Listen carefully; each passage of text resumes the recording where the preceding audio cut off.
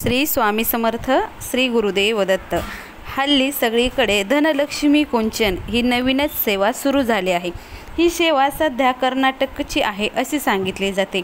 तर धनकुंचन हा सेट घ्यायचा म्हटलं किंवा सेवा करायची म्हटलं तर खरंच हा सेट घेतल्यानंतर आपल्याला खरंच पैसा येतो का, किंवा खरंच तुमचं घर होतं का, आपण ह्या गोष्टीवर कितपत विश्वास ठेवावा, हा प्रश्नाबद्दलच आपण आजच्या व्हिडिओमध्ये पाहणार आहोत। त्यामुळं व्हिडिओ स्किप न करता शेवटपर्यंत नक्कीच पहा।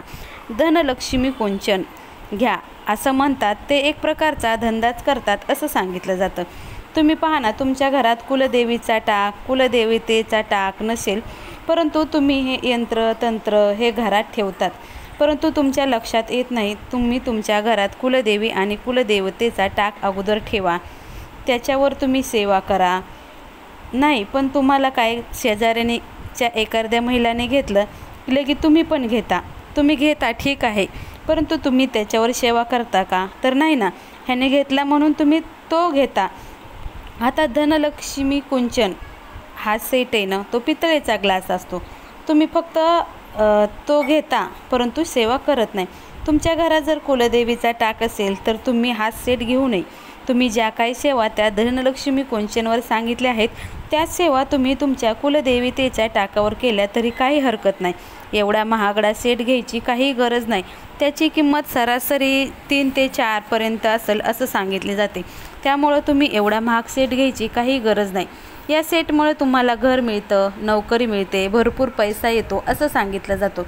परंतु तुम्ही फक्त एवढं विचार करा की खरंच जर धनकुंचन हा जर सेट घेतला आणि तुम्ही मेहनत केली नाही किंवा काहीच केलं नाही आणि तुम्हाला एवढं पैसे मिळणार आहे, तुम्हाला घर मिळणार आहे असं सांगितलं जातं, तर काही खरं आहे का? तर नाही ना, कारण इथं कष्टाशिवाय पर्याय नाही। त्यामुळे तुम्ही या गोष्टीकडे दुर्लक्ष करा आणि तुम्ही सेवा करा। आणि तुम्हाला जर वाटतं का खरंच जर हे खरं आहे तर या जगात तुम्हाला एकतरी गरीब दिसला असता का? तर नाही ना।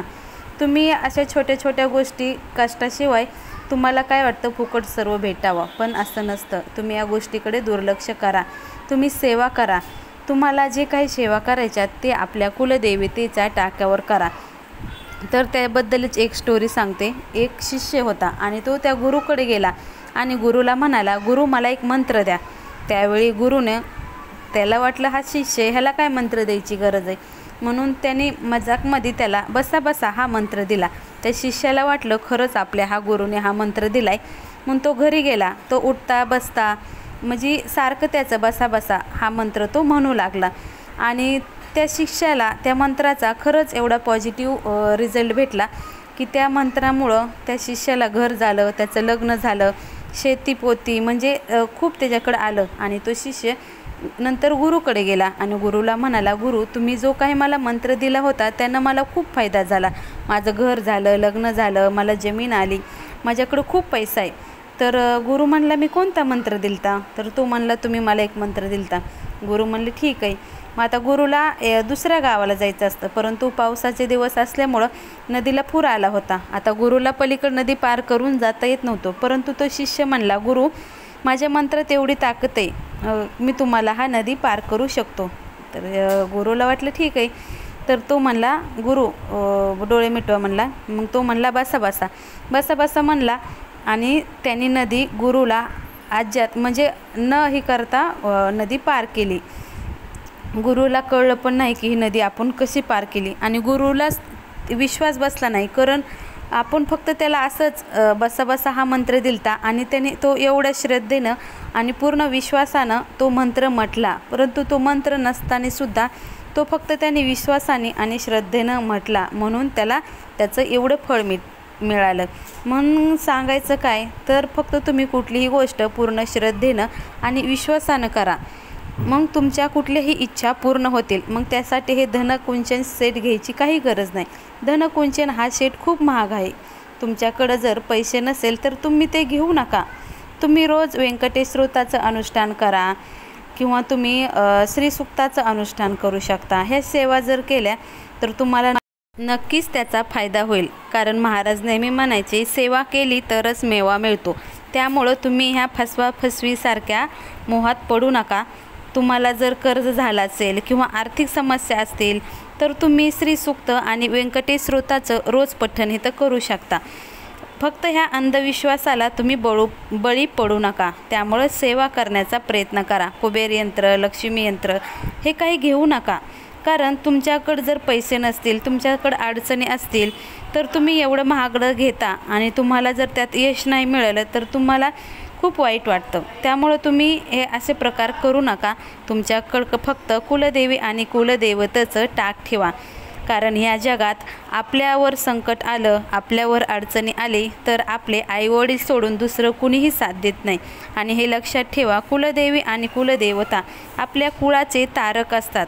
म्हणून त्यांची सेवा करा. तुमच्यावर जर संकट आले तर अगोदर तुमच्या संकटाला मदत करण्यासाठी तेच पुढे येणार आहेत. त्यामुळं आपल्या घरामध्ये ही दुसरं बाकीचं असण्यापेक्षा ह्या 2 गोष्टी नक्कीच ठेवा.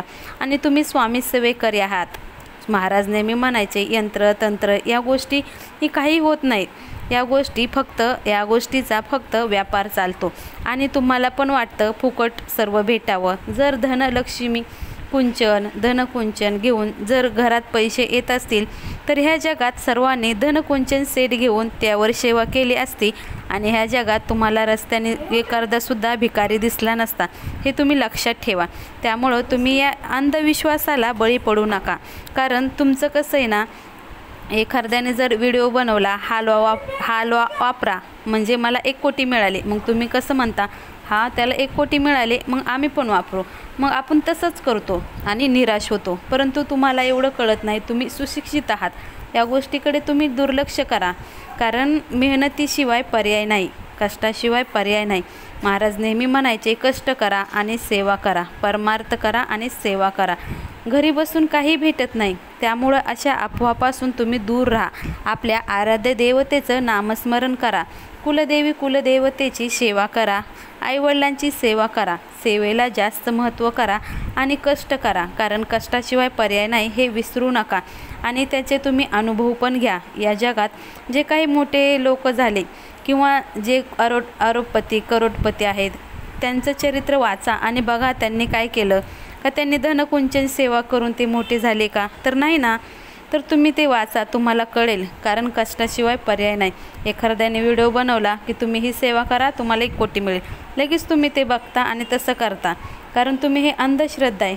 अशा अंधश्रद्धेला तुम्ही बळी पडू. बाकी तुम्ही सुज्ञ आहात. तुमच्यासाठी काय चांगलं आहे हे ठरवण्यासाठी तुम्ही स्वतःच म्हणजे हुशार आहात, जबाबदार आहात. त्यामुळे तुम्हाला जर घ्यायचं असेल तर तुम्ही ते घेऊ शकता. परंतु ते घेतल्यावर त्याचा काहीच फायदा होणार नसेल तर तुम्ही ते घेऊसुद्धा नका. कारण कुलदेवी आणि कुलदेवतेच्या टाकावर तुम्ही ही सेवा करा. पण तुम्हाला घ्यायचं असेल तर तुमची इच्छा. श्री स्वामी समर्थ. श्री गुरुदेव दत्त.